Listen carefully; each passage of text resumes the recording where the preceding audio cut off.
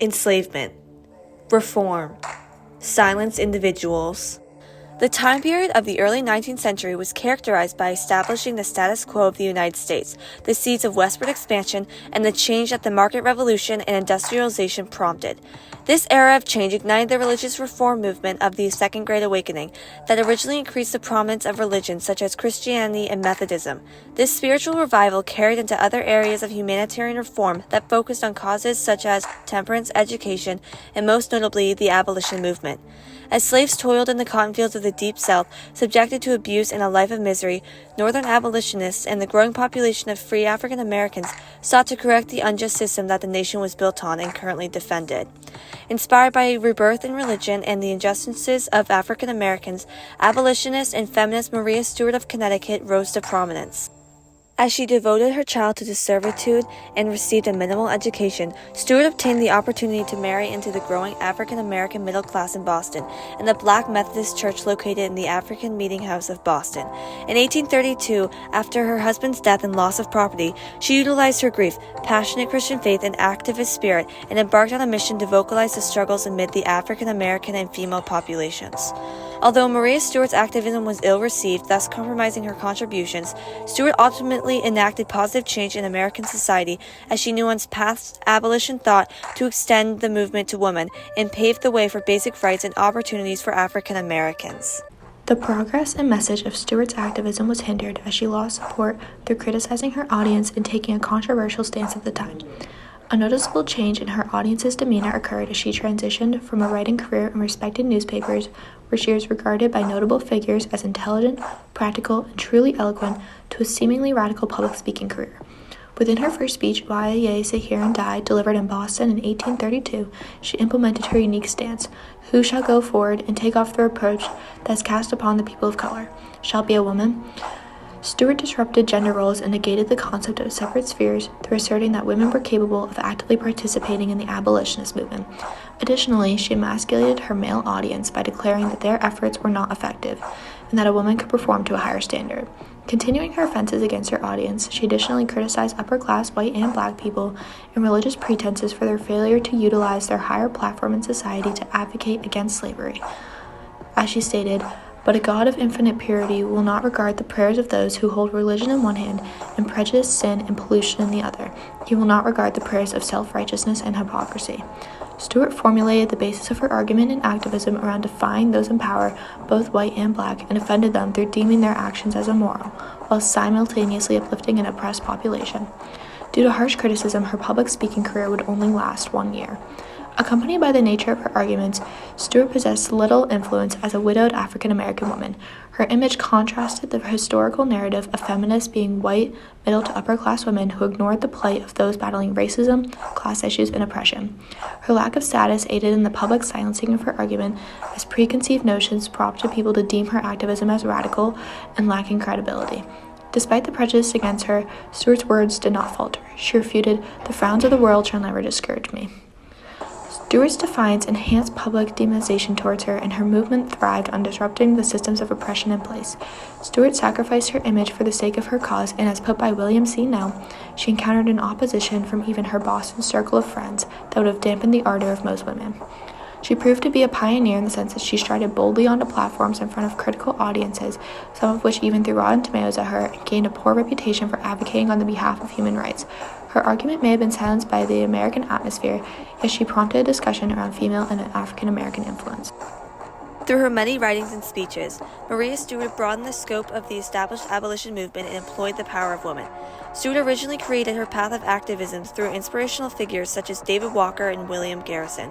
Walker most notably produced the pamphlet Walker's Appeal in 4 articles. Walker broadly discussed religion and its connection to the abolition thought. He addressed that while the oppressors of African Americans may treat them worse than the Pharaoh did the children of Israel, by keeping their faith in God, the day of redemption would follow. While Stewart adopted Walker's method of integrating religious ideals into their work, she nuanced his methods by rationalizing the struggles of women and uplifting them. In her piece, Religion and the Pure Principles of Morality, she spoke, "O you daughters of Africa, awake, awake, arise. Show forth to the world that ye are endowed with noble and exalted faculties. What foundation have you laid for generations yet unborn?" After the publication of Stewart's work, many women offered their pieces later to be published in William Lloyd Garrison's newspaper. A surge of women, both black and white, began to vocalize their opinions in the meeting halls and churches throughout the country. Stewart additionally attained the concrete accomplishments of being the first African American woman to speak publicly on a political issue, and the first American woman to deliver a speech in front of a mixed-gendered audience. Stewart's bold opinions and accomplishments attributed to the involvement of women into the fight for equality. She further appealed to women through pinpointing the adversities of black women and radically remarked that their place in society came from the corrupt system that existed in all aspects of American life. She removed the notion that their lack of authority resulted from their own characteristics or doing. She urged them to aspire to higher levels of education and sophistication. She sought to break through certain societal barriers that deemed African Americans to be of little importance. Through asserting that women could break out of their defined spheres of life, she distinctly stood out among other abolitionists. She not only demanded for an end to slavery, but for an apparent change in the black community in order to bring about this freedom. Her speeches prompted oral tradition and lectures to be the keystone to 19th century African American activism. This continued the spread of ideas as a larger percentage of African Americans were literate and denied an education. Along with her call to women, Maria Stewart spoke to the entirety of the black community, both encouraging involvement in the abolition movement and the advancement of their quality of life. With Stewart's strong faith in the Christian God, many of her lectures embraced aspects of the religion, providing comfort to African Americans who lacked morale. In pursuing this, Stewart criticized white Americans and their relation to the Christian religion, and the irony of following the ethical principles of Christianity while committing gruesome acts toward black people. In the context of this contradiction, Stewart addressed the black community. Then fret not yourself because of evildoers. Fret not yourself because of the men who bring wicked devices to pass, for they shall be cut down as the grass, and wither as the green herb. Trust in the Lord, and do good. So shall you dwell in the land, and verily you shall be fed. Stewart rationalized the notion of insurrection on the basis of Christian religion and her faith in God, uplifting the black community. Most of our color have been taught to stand in fear of the white man from their earliest infancy, to walk as soon as they could walk, and to call master before they scarce could lisp the name of mother. Following her notion of encouragement, she called on the community to take action. She urged every African American to sign a petition directly to Congress to terminate slavery in the District of Columbia. She took direct action to increase the chances of meeting the basic rights of the African American population. Another example of Stewart's active defiance includes her involvement in the Ladies' Literary Society, which taught African Americans how to read and write, despite legislation condemning them the practice. Through the society, many forms of rebellion such as petitions were made public. An effect of the contributions of the society and their victorious petitions was the gag rule that Congress passed in 1836. In this ruling, the Supreme Court ordered that all sorts of discussions, debates, and remarks on slavery were to be tabled.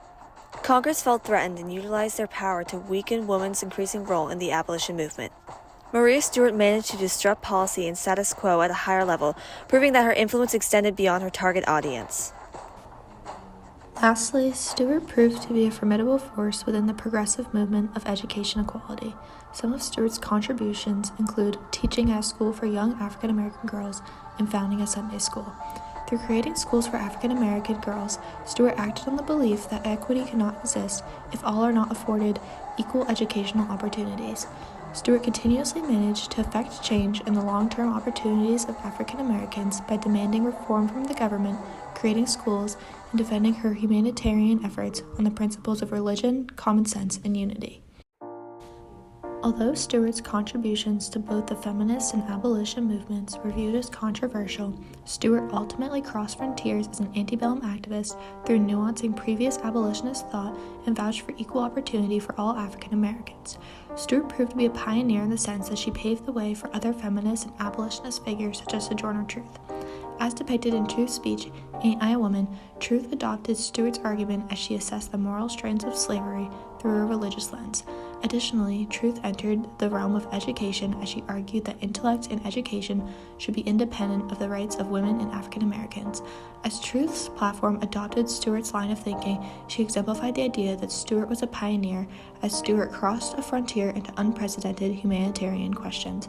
Stewart received harsh criticism and destroyed her image for the success of future figures and the ultimate attainment of women's and African American rights.